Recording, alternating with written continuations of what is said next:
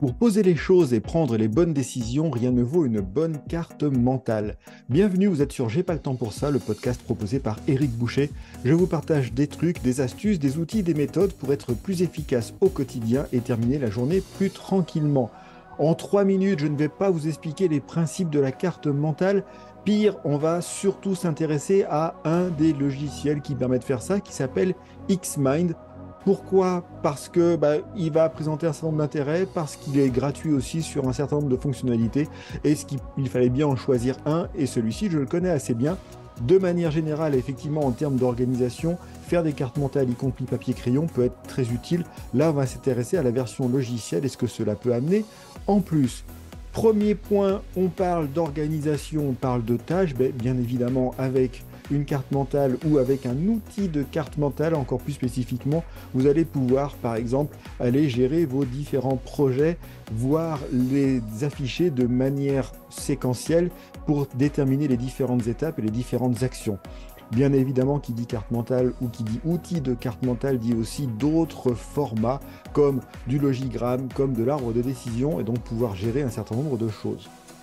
Là où les logiciels s'étoffent de plus en plus, c'est le cas d'Xmind et c'est le cas d'un certain nombre d'autres, Mind Manager en premier peut-être sur le sujet, c'est de pouvoir identifier certains éléments de la carte comme étant des tâches et de pouvoir les suivre de cette manière-là.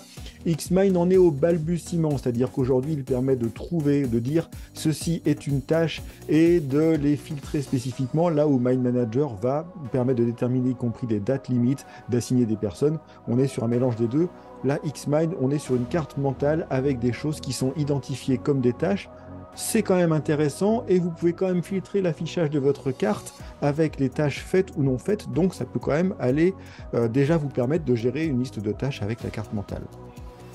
Xmind, comme beaucoup d'autres solutions, vous allez pouvoir trouver pléthore d'exemples de cartes. Pour ceux qui regardent la vidéo, je vous ai mis une petite copie d'écran, assez difficile à lire, mais c'est pas grave, de BiggerPlate, qui est le site sur lequel sont hébergées des milliers de cartes mentales partagées par les utilisateurs. J'ai moi-même contribué sur un certain nombre de cartes, et vous allez pouvoir trouver ici des cartes Xmind spécifiquement sur des sujets d'organisation, sur les sujets de management que vous pouvez regarder, utiliser pour vous inspirer et partager aussi avec d'autres. Donc vous pouvez aussi utiliser ces structures pour aider à votre avancée, à votre gestion des projets, à votre prise de décision.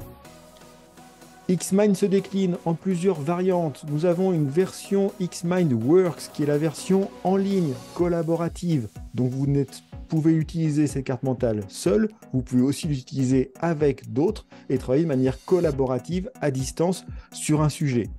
L'autre point sur lequel Xmind s'étoffe bien, on est en 2023, c'est la partie intelligence artificielle. Et donc vous avez un outil qui s'appelle Xmind Copilot qui va vous permettre de rédiger, mettre en forme votre carte avec l'aide de l'intelligence artificielle. Donc vous pouvez aussi utiliser ces fonctionnalités.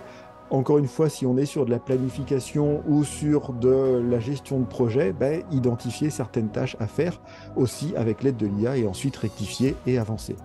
Donc voilà une des possibilités pour gérer vos tâches, un outil de carte mentale. Xmind en est un, il y en a plusieurs autres, et il y a beaucoup de bénéfices à utiliser ces outils, à la fois dans le domaine de la carte mentale et de la représentation graphique des tâches que vous allez avoir à faire.